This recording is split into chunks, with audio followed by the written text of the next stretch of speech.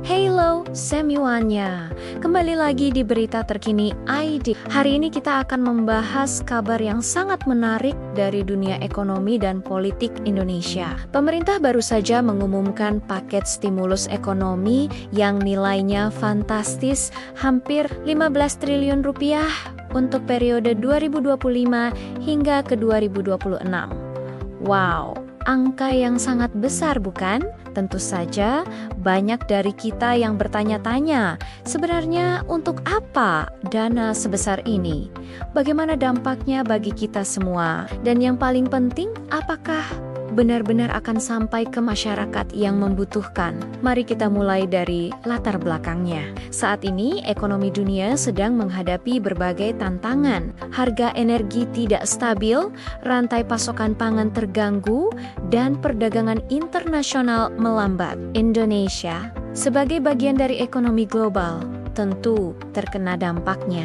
Pemerintah melihat ini sebagai momentum yang tepat untuk memberikan suntikan dana segar ke ekonomi nasional. Stimulus ini akan difokuskan ke 4 sektor utama: infrastruktur, subsidi energi dukungan UMKM, dan program perlindungan sosial. Bayangkan, dengan dana 15 triliun ini, kita bisa melihat lebih banyak pembangunan jalan dan jembatan di berbagai daerah. Harga listrik dan BBM diharapkan tetap terjangkau. UMKM akan mendapat kemudahan kredit dan insentif pajak. Yang tidak kalah penting, masyarakat prasejahtera akan menerima bantuan langsung tunai dan subsidi sembako. Tapi tentu saja, setiap kebijakan pasti ada pro dan kontranya. Banyak yang optimis, stimulus ini bisa menjadi pendorong pertumbuhan ekonomi. Namun tidak sedikit juga yang khawatir tentang pengawasan dan ketepatan sasaran.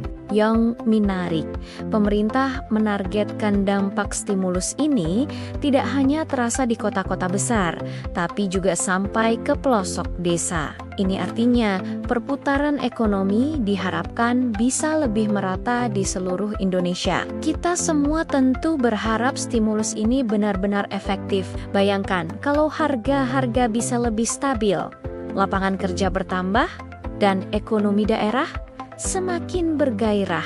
Tapi yang terpenting adalah pengawasan yang ketat agar dana sebesar ini benar-benar sampai ke yang membutuhkan. Berita terkini ID akan terus memantau perkembangan kebijakan ini dan memberikan update terbaru untuk Anda semua. Bagaimana menurut kalian tentang stimulus ekonomi ini? Tulis pendapat kalian di kolom komentar ya. Terima kasih sudah menonton sampai akhir. Jangan lupa tekan tombol like dan subscribe untuk mendapatkan informasi terkini lainnya.